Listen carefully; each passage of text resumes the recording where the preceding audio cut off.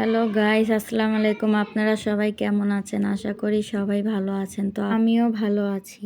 তো আপনাদের মাঝে নতুন একটা ব্লগ নিয়ে আসলাম। তো অনেক দিন বাবার বাড়ি চলে গেলাম এইবার শবরাত করতে। তো অনেক দিন পরেই আসলাম আমি বাসায়। তো আপনারা তো জানেনই, বাবুরা যখন হয়, বাবুদেরকে যখন স্কুলে ভর্তি করাই, তখন বাবার বাড়ি বেশি যাওয়া হয় না। তো আমার মেয়েকে আমি যখন মাদ্রাসায় ভর্তি করিয়েছি, তখন থেকে আমার বাবার বাড়ি যাওয়াটা কমে গেছে খুব। তো এই বাড়ি যাওয়ার কারণটা হয়েছে, আমার খুব অসুস্থ ছিলাম আমি।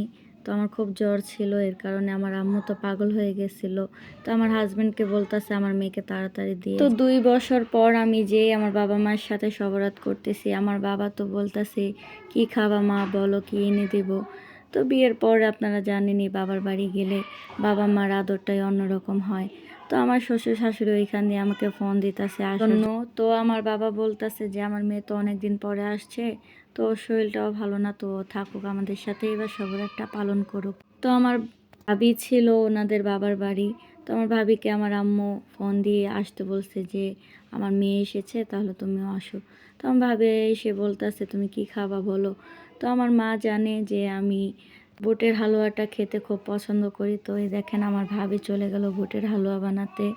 তো আমার ভাবি বুটের হালুয়া এখান দিয়ে বানাচ্ছে আর আমি ছোট করে ক্লিক করে নিচ্ছি।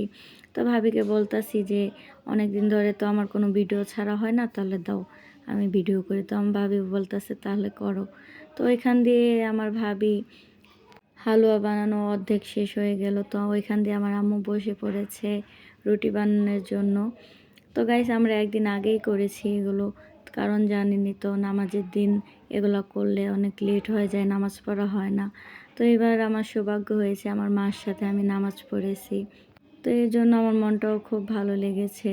তো বাবার বাড়ি থেকে আসার টাইমে তো আমার আম্মু অনেক কান্না করেছে, অনেক দিন পরে গেছি বাবার বাড়ি।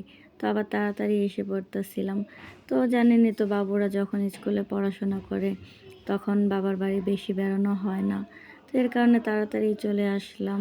তো এই দেখেন আমার ভাবি এগুলো কি সুন্দর করে সাফ করছে।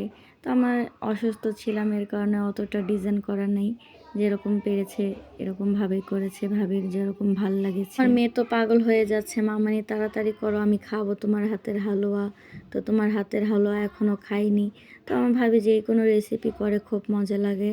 তো আমার ভাবি যখনই আমি বাসায় যাই আমাকে জিজ্ঞেস করে তুমি কি খাবা বলো। আমার ভাবি জানে যে ওর হাতের সব কিছু আমি খেতে পছন্দ করি। তো এই দেখেন আমার ভাবি কি সুন্দর করে সাজিয়ে ফেললো সব কিছু, কি সুন্দর করে। আবার এখানে আবার একটু বাদামও দিয়ে দিল কেটে।